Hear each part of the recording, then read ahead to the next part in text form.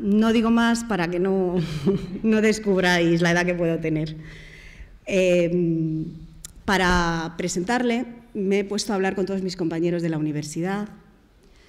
Entonces algunos de ellos me decían, te reías mucho en sus clases, la clase siempre estaba llena. Si llegabas tarde y no entrabas a la clase, las risas se oían desde el pasillo. Era muy divertido. Pero en lo que todos coincidían es que era un gran profesor. Te reías y aprendías. Todos vosotros sabéis lo difícil que es conseguir eso como profesores, porque en realidad si el alumno se ríe y aprendes, es, digamos, el culmen de ser profesor. No sé si habéis visto la película El amor tiene dos caras, pues Bárbara Streisand representaba al profesor Sbar en esa película. Llenaba las clases, la gente se reía, preguntaba, participaba, etc. Naturalmente, detrás de un profesor que te pueda hacer reír y con el que aprendes, hay un currículum. Y Pedro Sbar tiene un gran currículum. En el momento actual es catedrático Rafael del Pino en la Universidad San Pablo CEU de Madrid. Desde 1970 ha sido profesor y luego catedrático de Economía en 3 universidades españolas, entre las que fue mi profesor, que fue la Universidad Complutense, en la cual nos encontramos. Actualmente es profesor extraordinario de la Universidad de San Pablo CEU, donde enseña Historia del Pensamiento Económico, dirige el Centro de Economía, Política y Regulación y coordina las enseñanzas económicas en la Facultad de Ciencias Políticas. En el 1990, la reina Elizabeth II le otorgó la condecoración de Honorary Officer of the British Empire. En febrero de 2003 recibió el galardón del Premio Rey Jaime I para la Economía. En febrero del 2005 entró a formar parte de la Real Academia de Ciencias Morales y Políticas como académico de número. Y en noviembre del 2010 recibió de manos de Su Majestad el Rey, en el Banco de España, el Premio Rey Juan Carlos de Economía. Escribe semanalmente en el periódico Expansión y todos los lunes participa en la tertulia Capital de Radio Intereconomía y los jueves en el programa Diario de Economía, de Punto Radio. Ha escrito varios libros, entre ellos En busca de Montesquieu, La democracia en peligro, ediciones Encuentro del 2009, que le fue otorgado el Premio José Ortega y Gasset de Ensayo y Humanidades Villa de Madrid. Habla varios idiomas, el español naturalmente, domina el inglés, francés, italiano y habla portugués. Ha trabajado en el Banco de España, también ha trabajado en la empresa privada, o sea que le respalda una experiencia bastante consolidada. Algo que me ha llamado la atención es que también ha colaborado con numerosos think tanks y es secretario de uno de ellos, de la Asociación Civismo, Iniciativa para el Fomento de la Sociedad Civil en España y el ejercicio de las libertades personales y económicas. Yo creo que no tengo nada más que decir de él y le damos las gracias por estar aquí y gracias por haber sido un gran profesor.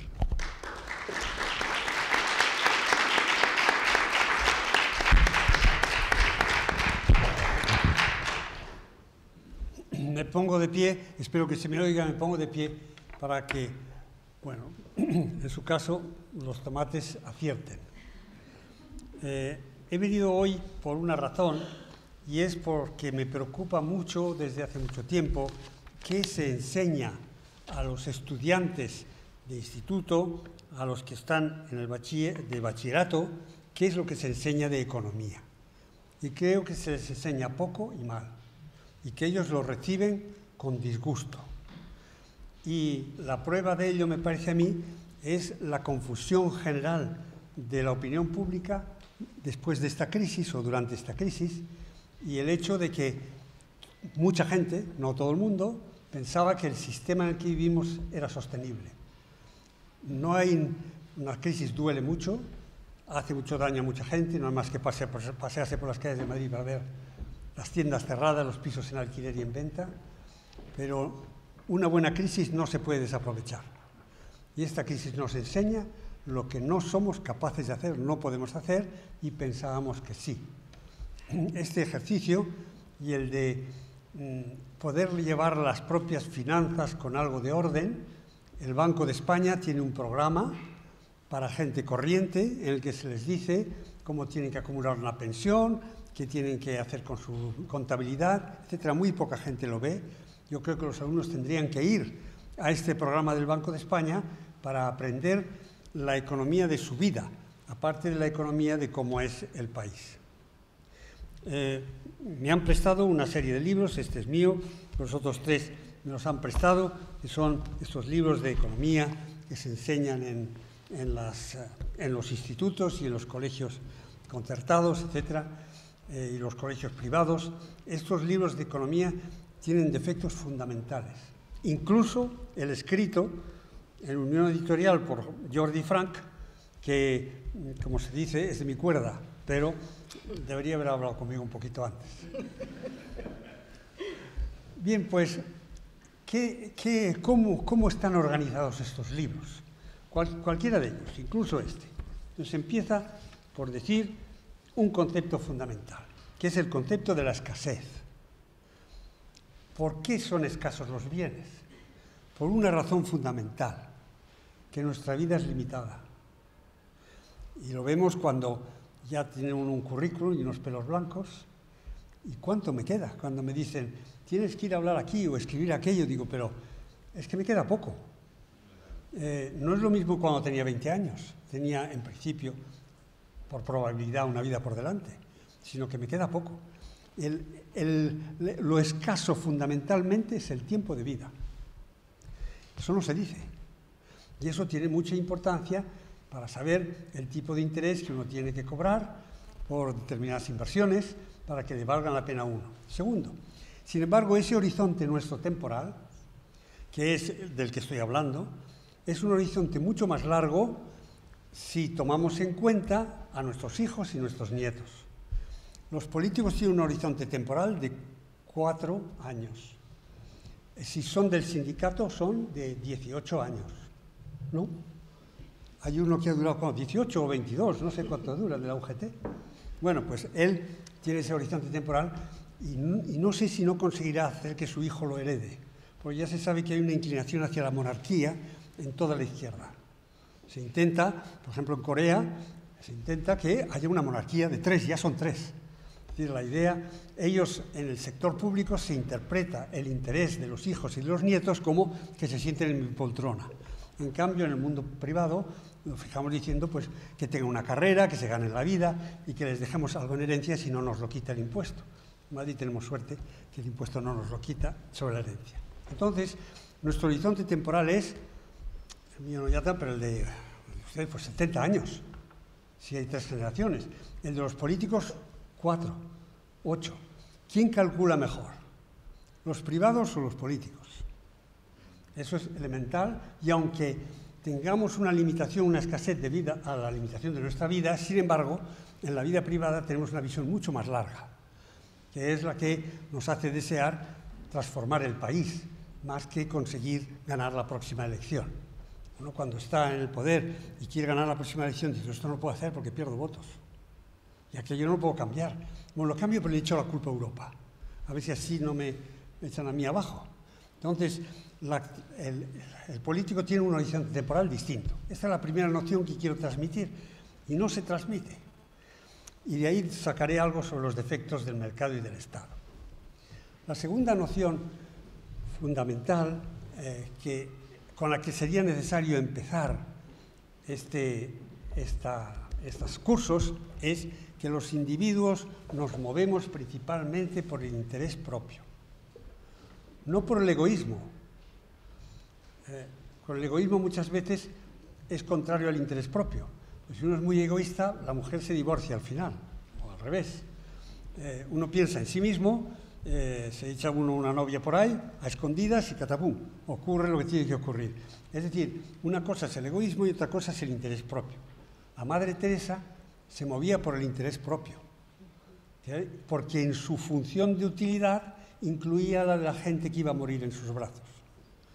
Y cuando iba al mercado a comprar verduras para sus enfermos terminales, a los que no mataba, sino que les ayudaba a morir, pues iba a comprar esas verduras y le decía al verdurero: me está usted cobrando poco, usted tiene unos hijos que llevar a la universidad, haga el favor de subirme el precio.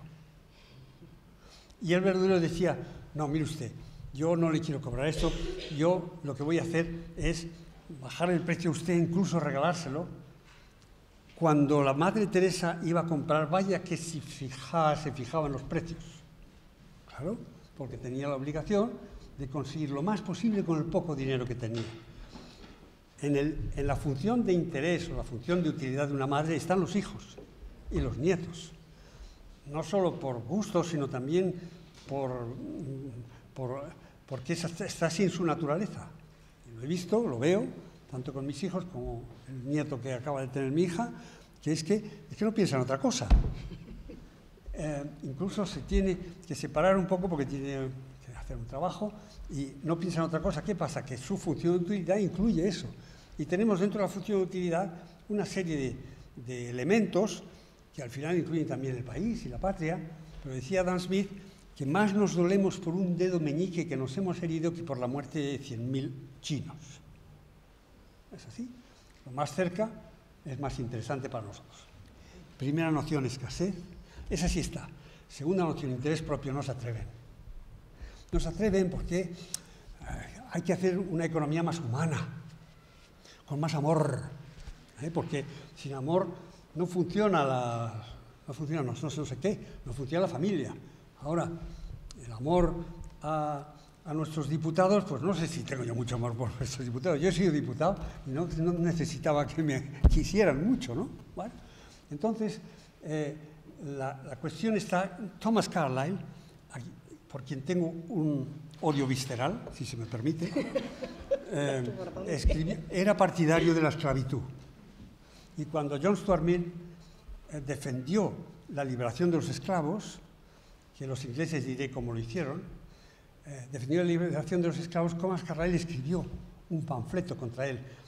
Decía que la economía política era una ciencia lúgubre, porque en vez de ser paternalista y enseñar a los esclavos a trabajar, quería liberarlos. Esa idea de la lúgubre ciencia es de Carlyle y está profundamente equivocada. Esta lúgubre ciencia es esencial para poder luego vivir con amor la familia, los amigos, etc.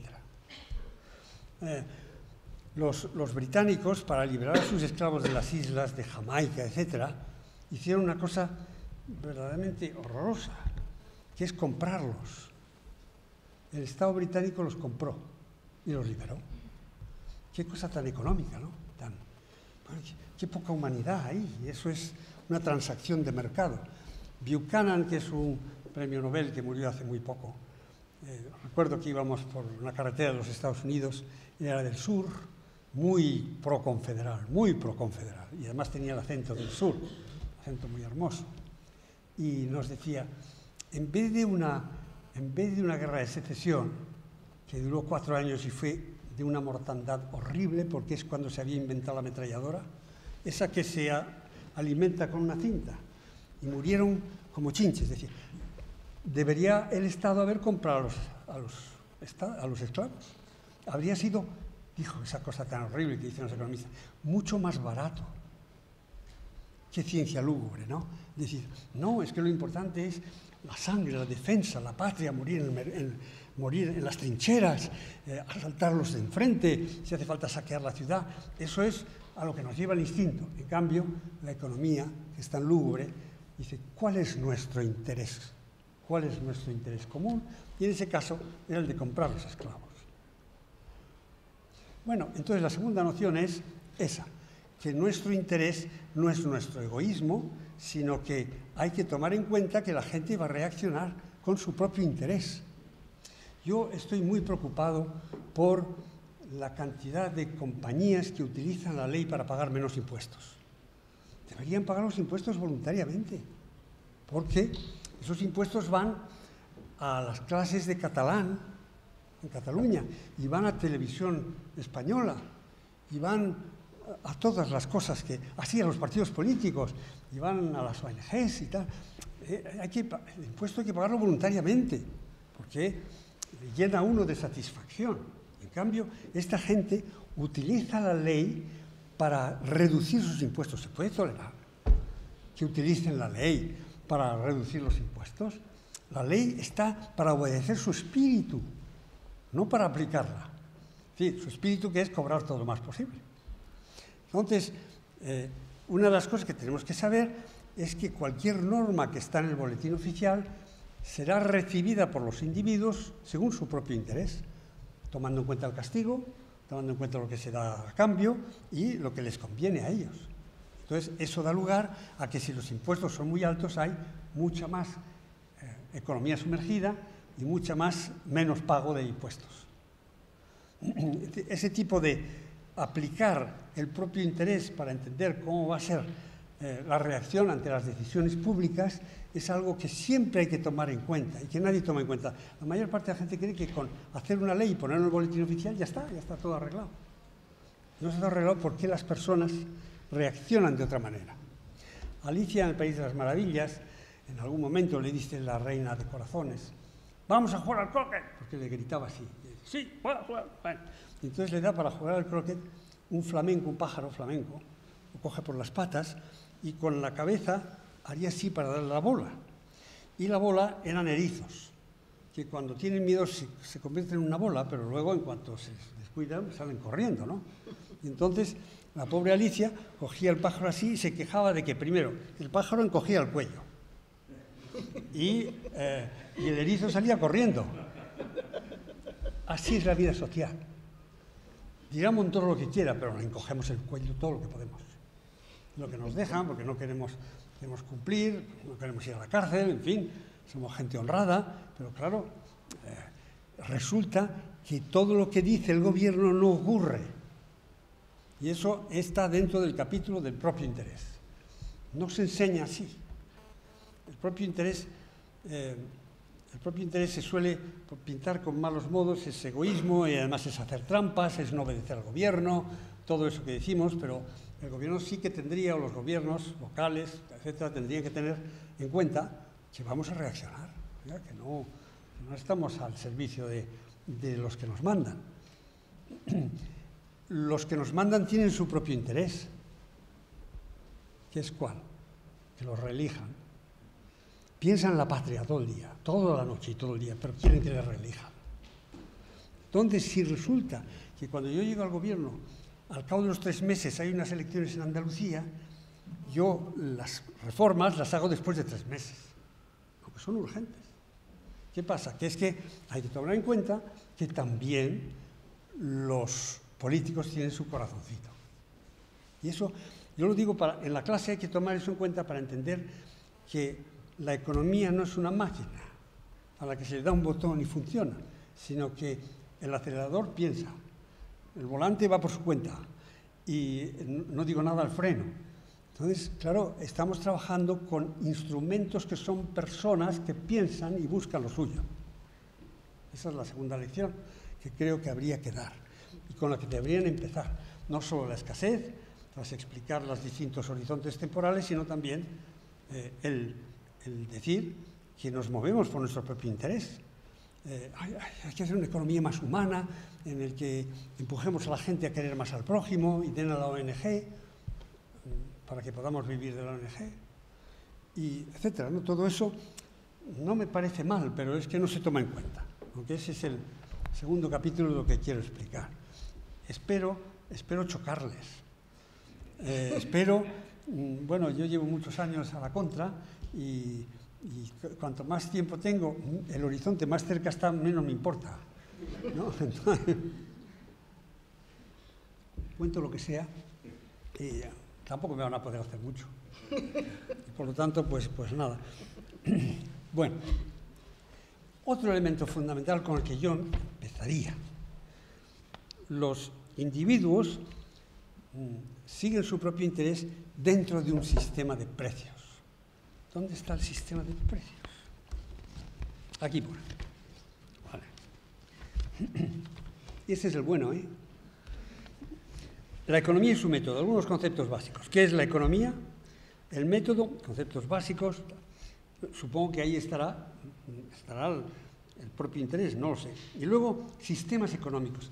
No me interesan los sistemas económicos, capitalismo, socialismo. Vamos a empezar con nosotros, los que estamos aquí, y ver cómo reaccionamos nosotros. Y uno de los elementos fundamentales es los agentes económicos. La función productiva de la empresa, la demanda, la oferta, ¿dónde están los precios? Mercados, ¿no? La oferta, equilibrio del mercado, intervención del Estado. ¿Pero qué es esto? ¿Dónde están los precios? La renta, el consumo. Los precios son un elemento de información para que los individuos tomemos decisiones. Y no solo son precios en dinero, son las multas. Ahora hemos ido a buscar mi coche, que lo había dejado en Quinto Infierno, porque solo tenía 1 hora. Y digo, como voy a estar tan interesante, luego ¿qué voy a hacer? Voy a pagar la multa. Total, hemos cambiado el coche a un garaje. ¿Qué me ha pasado? Es decir, dentro de mis precios está el precio de la multa, que es, y luego está el precio, en el caso de Bárcenas, el de la cárcel, ¿no? Es un precio, ese tremendo. Y están los precios que estarán intervenidos o no, pero yo voy a comprar un café con leche para desayunar y entonces tengo que pagar, en un sitio es 1,20, en otro sitio es 85, pues si no es muy malo me voy al de 85, etcétera, porque en fin, el dinero no nos sobra a ninguno, ¿no? Entonces, los precios informan de una manera muy peculiar, que es que hay que poner el dinero donde elegimos. ¿Cómo se sabe que los cafés van a valer 1,85 o 2,10? Porque hay gente que va y pone 2,10. No es, ¿qué piensa usted del futuro de la patria? ¿Está usted a favor de la Guardia Civil? ¿O usted querría que Cataluña se independizara? ¿Cuánto paga usted por su café? Y eso es una información fetén. Esa es una información que no se inventa así por las buenas. Y eso informa al del bar, que a su vez compra café y compra leche a precios y los calcula para que le quede 1 centimillo o 2 centimillos o más ahí. Y es decir, que el impulso es conseguir un beneficio comparando precios. Los precios son los que nos dicen a nosotros cómo está el asunto. ¿Por qué sube y baja el precio del oro? No tengo ni idea.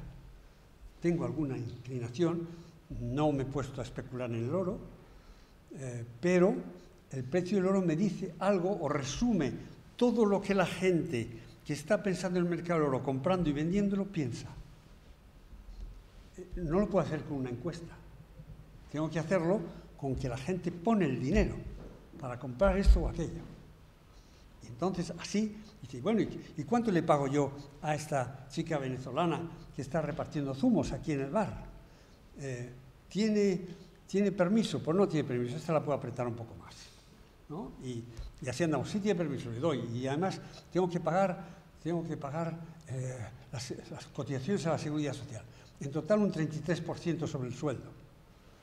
Todo eso hace que yo alquile a menos gente. Es decir, la idea de los precios como sistema de información absolutamente tangible, porque está marcado por cómo se gasta la gente el dinero, es una idea fundamental. El precio incluye el precio en dinero, el precio en coste distinto, el precio en tiempo. El precio en tiempo, yo uso el servicio público de autobuses. El metro me aburre más porque subir y bajar escaleras, pero voy en autobuses. Pero hoy no he podido, porque tenía el coste del tiempo.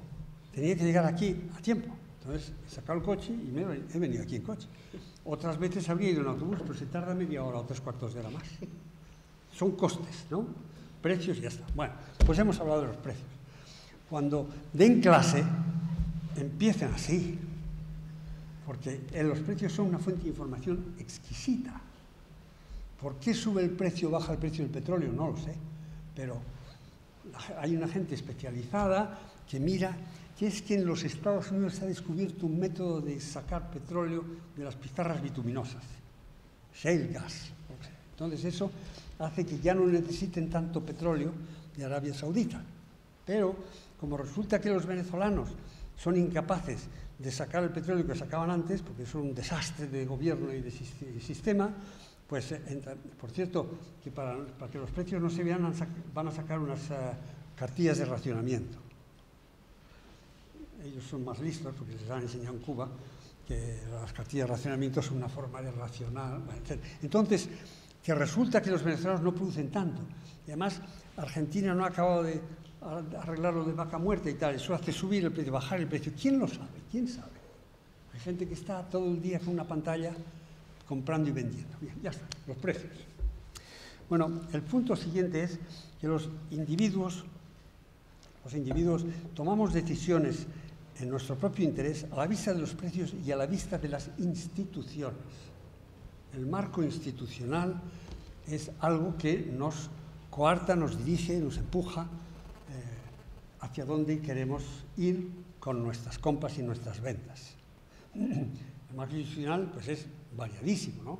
Empezamos porque parece que en España hay menos miedo a que a uno le asalten por la calle. Entonces eso nos cambia de actitud. El hijo de un economista argentino, el padre me dijo, atiéndele, dile qué va a hacer aquí en España y tal. Me dijo dos cosas muy curiosas. Primero, que él anda muy deprisa. Entonces, cuando andaba muy deprisa, veía que las señoras no escondían el bolso. En Buenos Aires sí. Y luego decía, ¿cómo es que detrás de una manifestación hay unos barrenderos que van limpiando la calle? Dos tipos de instituciones. Uno, la honradez y la policía y el derecho penal, y otra, un servicio público que hace que la ciudad esté limpia, por cierto.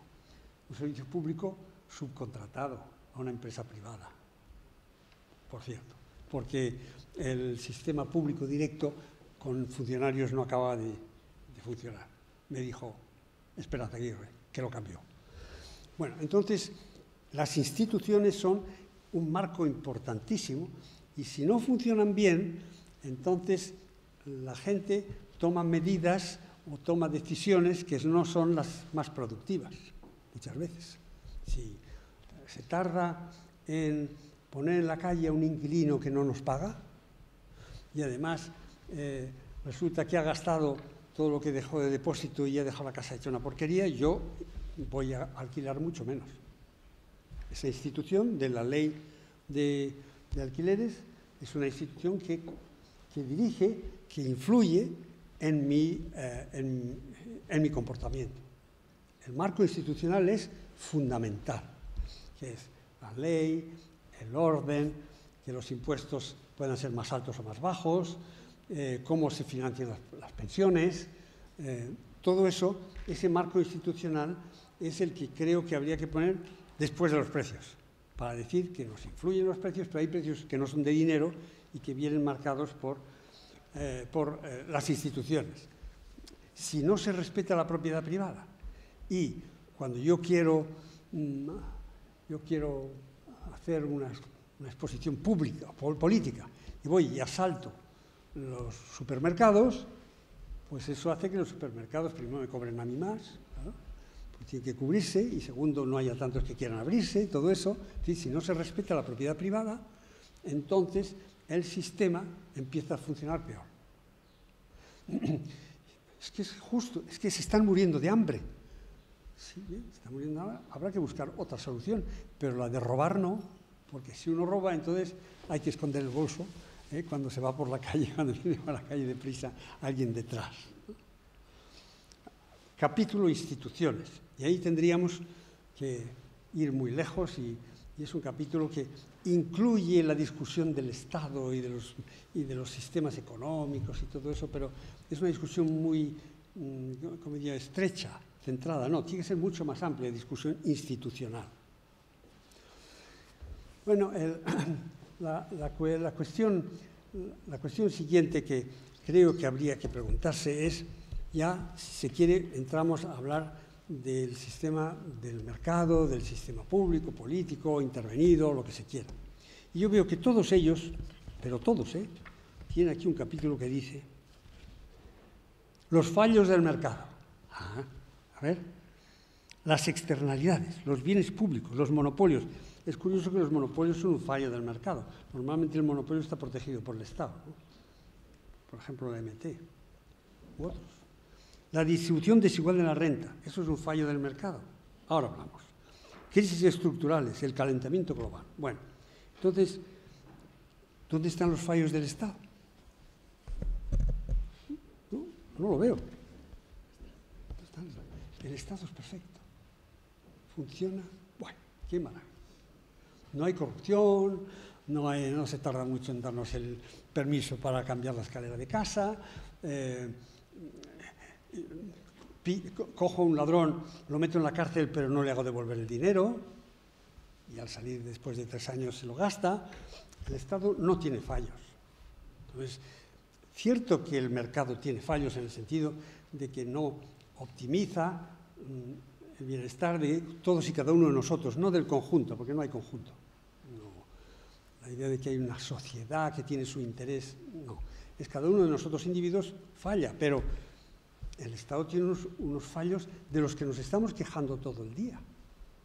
No han vigilado suficientemente a los bancos. Los bancos han fallado, pero estamos diciendo que el Banco de España no ha vigilado suficientemente, ¿no? Y lo mismo ocurre con... Es que del sistema de enseñanza pública, de enseñanza media pública, parece ser que hay un 22-23% que acaban sin diploma. Creo que ese es el precio, ¿no? Y es posible, además, que el 15% de los españoles sean analfabetos funcionales. Y nosotros en educación gastamos más que los países de alrededor, per cápita. Algo falla, ¿no? Algo falla. Entonces, el capítulo de los fallos del Estado tiene que estar, porque es que no hablamos de otra cosa todo el día. Sin embargo, aquí no, porque es que yo soy gente bien, es que claro, me van a llamar capitalista, neoliberal, no sé qué me van a llamar, si yo me atrevo a decir que hay fallos del Estado. Se podría preguntar cuántos hay, es que todos los días se ven, ¿no? Como es normal, porque somos personas humanas, cada uno va a lo suyo, y entonces, pues, las cosas no funcionan como si fuéramos ángeles. Si fuéramos ángeles no haría falta Estado. Pero no somos ángeles y entonces cada uno hace su trampilla, ¿no? Entonces, los fallos del Estado son un elemento esencial del análisis. Si hablamos de un paro del 26%, algo ha funcionado mal en el mercado, sin duda, espontáneamente. O bien, pues no sé, porque la gente estaba colocada en algún sitio como es la construcción, y había demasiada construcción y tal, pero algo ha fallado en el mercado.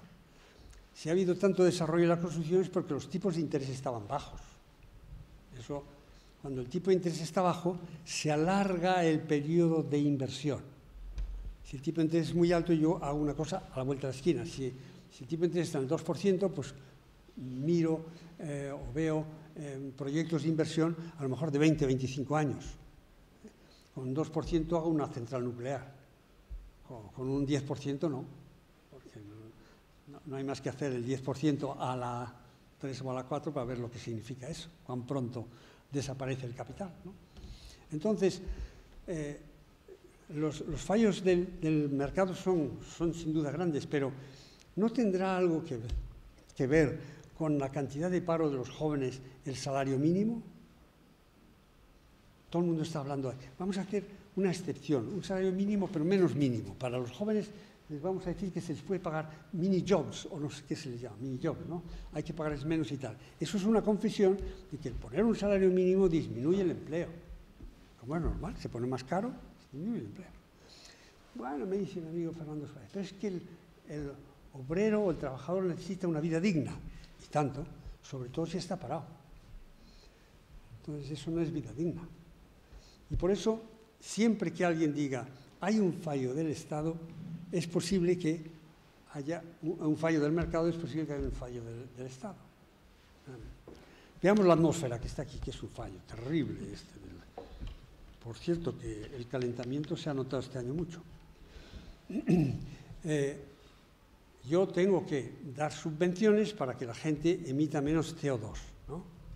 Pero si soy el Estado español, obligo a las eléctricas a utilizar carbón asturiano, que tiene azufre, es de mala calidad y produce mucho CO2. Habría que preguntar qué ha pasado. No es solo que se emita demasiado CO2 porque los capitalistas son deseosos de su beneficio, pero algo pasa con el gobierno, que quiere votos en Asturias, ¿no? Y que no quiere... es que se van a parar los trabajadores asturianos. Bien, Asturias, y lo dije hace mucho tiempo, se ha convertido en un principado mendigo, donde la gente no vive más que una gran parte de la gente no vive más que del dinero que les dan de bóviles. Y así está Asturias, poco a poco decayendo, porque no hay iniciativa. Entonces, eso, insisto, los fallos del Estado tienen que tomarse en cuenta cada vez que uno habla de los fallos del mercado. Bien, bueno, casi con estos elementos se podría ir a los estudiantes y si se aprende usted solo esto, cosa más que voy a decir, solo esto, ya van ustedes bien por la vida. Y luego la contabilidad, entradas y salidas y lo que queda del resto. En esto lo digo con cierta vergüenza porque claro, en casa del herrero, cuchillo de palo, y yo mi contabilidad, mi mujer, que la llevo fatal. Pero es cierto que nos estamos dando cuenta que no hay suficiente dinero para las pensiones. Ahora diré por qué, ¿no? Para las pensiones públicas. Bueno, pues, ¿qué es lo que está haciendo la crisis? Una lección de contabilidad durísima. Usted tiene tantos ingresos y no puede gastar más. Aunque con la deuda pública le pase usted el coste a los hijos, al final los hijos a lo mejor se rebelan y no quieren pagarlo, ¿no? Entonces, esa noción de contabilidad, y me refería antes al Banco de España, que tiene un programa para que la gente vaya calculando cómo hay que llevar la contabilidad propia, la economía propia. Yo eso sí que digo que lo vayan a ver, porque es una verdadera lección de lo elemental que hay que saber. Entonces, que voy a entrar un poco en las pensiones. Que el sistema de pensiones públicas que tenemos es un sistema por el cual los pensionistas de este momento reciben su pensión de los que trabajan en este momento, que a lo mejor no quieren dar tanto, porque son pocos. Si aumenta el número de pensionistas y disminuye el número de trabajadores, per cápita los trabajadores al final tendrán que pagar ellos más para las pensiones o habrá que recortar las pensiones. Uno de dos.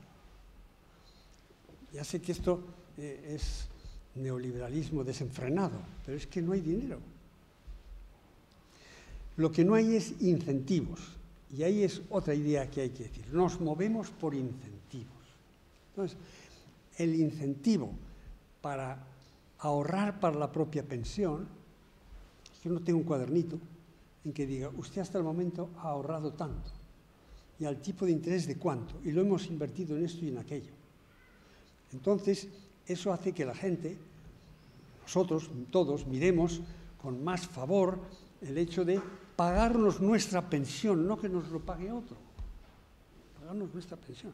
Ya sé que habrá gente que no ha ganado nada y que no tiene suficiente pensión, tiene que haber un mínimo, bien, pero la mayor parte de la gente cuando me dice, pero si es que yo he estado 40 años pagando, no, usted ha estado 40 años pagando a los jubilados, a usted le van a pagar otros, que a lo mejor no quieren. Y entonces, es que dice algunos de la izquierda, hay que subir los impuestos a los ricos, no da. Hay muchos ricos y tal, pero no da para eso. Es que el gasto de la pensión es tremendo. Y no digamos el de sanidad, ¿no? Sistema de sanidad muy bueno, pero la idea de que es gratuito hace que la gente abuse y también nosotros deberíamos tener un seguro de sanidad. Pero un seguro de verdad. ¿Qué se pensaría si una empresa de seguros con la que yo he contratado un sistema de capitalización, por el cual yo voy pagando todos los años y luego cuando yo me retire me da una jubilación correspondiente a lo que yo he ido ahorrando?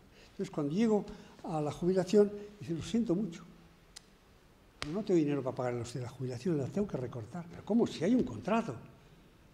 Pues lo siento, pero no puedo. ¿Qué es lo que está diciendo el sistema público de seguridad social? No tengo.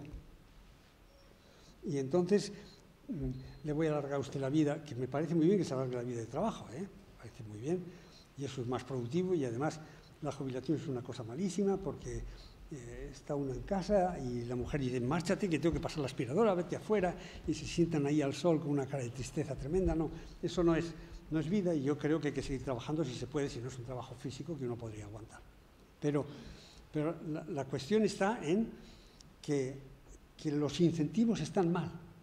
El incentivo para los jóvenes no es ahorrar para sí, están pagando para otros, y eso pues, a la gente no acaba de gustarles.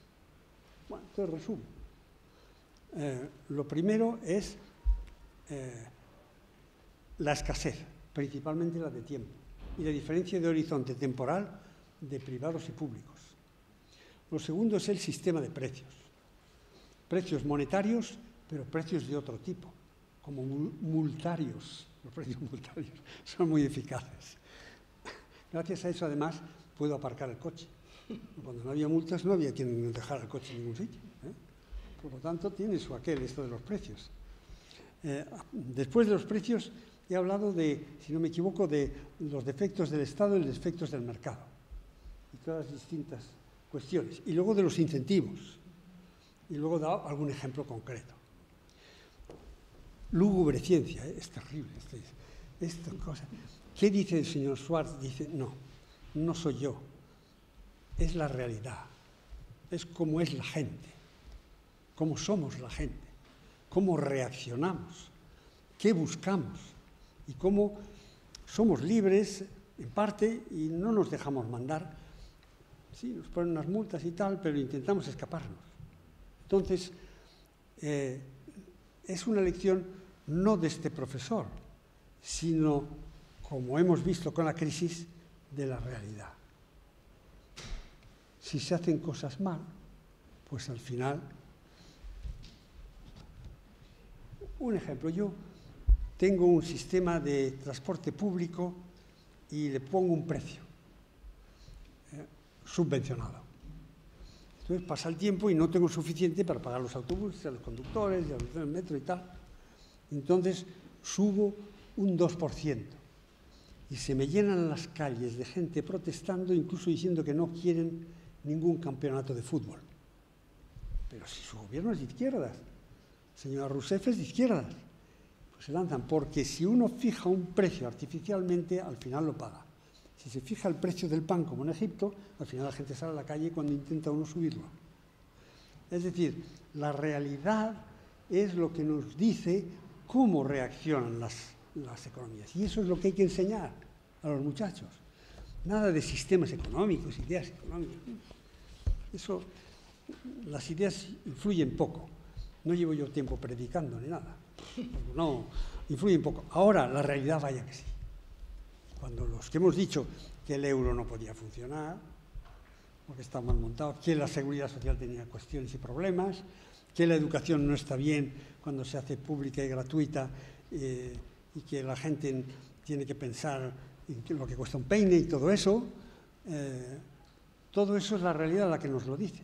Por lo tanto, Carlyle se metía con la lúgubre ciencia, no es la lúgubre ciencia, es el lúgubre mundo, pero si lo entendemos, entonces conseguiremos prosperar.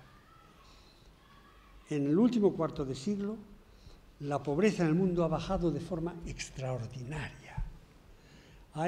Si define uno la pobreza como un euro y medio al día, en ese cuarto de siglo, 75 a 2000, han bajado el número de pobres en 450 millones. Claro, es que esto del sistema lo que hace es que haya más pobres y más ricos. Pues no es verdad, que no es verdad, que hay menos pobres. Hay más que mirar las estadísticas. Entonces, si lo hacemos bien, prosperamos. Y si lo hacemos mal, pues sufrimos la crisis. Muchas gracias.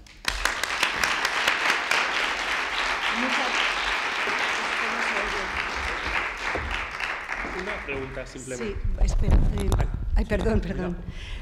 Muchísimas gracias por haber asistido a nuestras jornadas y por esta clase magistral que nos ha dado. Nos quedamos con lo de que si lo hacemos bien, prosperamos. Si lo hacemos mal, nos estancaremos. Gracias. ¿Quería hacer una pregunta? Sí, que me haya llegado. ¿A qué edad cree que deberían de comenzar a estudiar economía los alumnos? En el propio bachillerato. El propio bachillerato. Es muy importante. La opinión pública española no sabe nada de economía. Es decir, no sabe nada de cómo funciona la realidad. Entonces, en el bachillerato hay que enseñarles, yo diría también en la enseñanza obligatoria, enseñarles algo elemental, cómo llevar la contabilidad de la casa, qué quiere decir que los precios suben o bajan, nada de sistema, sino para entender cómo funciona la sociedad me parece esencial. Si no, ya vemos el despiste que tenemos todos con lo que nos ha ocurrido. Y otra pregunta rápida. ¿Qué le diría usted a un joven emprendedor? Es que sé que aquí es para hablar de emprendedores y yo no he tocado lo de emprendedores. ¿Qué le diría usted? Pues, ¿cómo que le diría? Pues que busque financiación para una buena idea, ¿no? Que en España es difícil que la haya, pero después de esta crisis yo creo que va a cambiar el sistema, algo. Y nos acercaremos más al sistema americano, en el que no son los bancos los que prestan el dinero, sino fondos de inversión. Y yo creo que eso, al final, aquí tendrá que ocurrir, porque esto de que sea solo el banco el que nos presta, pues no funciona muy bien. Y también les digo que ser empresario es crear empresa. Aunque aquí hay economía de la empresa en uno de los libros, sin embargo, no se entiende la empresa como una institución valiosa, que tiene su propia lógica interna, su propio fin, en el que los empleados y los empleadores trabajan juntos. Es decir, el trabajar en Telefónica o trabajar en el Banco Santander es ser emprendedor de la propia vida, pero es estar en una institución. También el trabajar en el Estado, en otros sitios. Es una institución. Y el respetar las instituciones y el ver la empresa como algo bueno de nuestra sociedad también falta. Pues muchas gracias. Encantado. Muchas gracias. Estos libros de los días, ¿no? Sí, sí. Espere, Este es mío. Pedro, espere, que es que le vamos a hacer un obsequio. A ver. Bueno, espero que nos hayamos divertido. Me habría gustado alguna pregunta aquí, porque yo veía sonrisas de escépticas. Pero en el fondo me da igual, porque la realidad no la mando yo, ¿no? Este es un vino del Bierzo de un emprendedor. Muy bien. Bueno, ahora hablarán de emprendedores. Muchas gracias. No, este es mío. No, le digo a su maleta, le digo.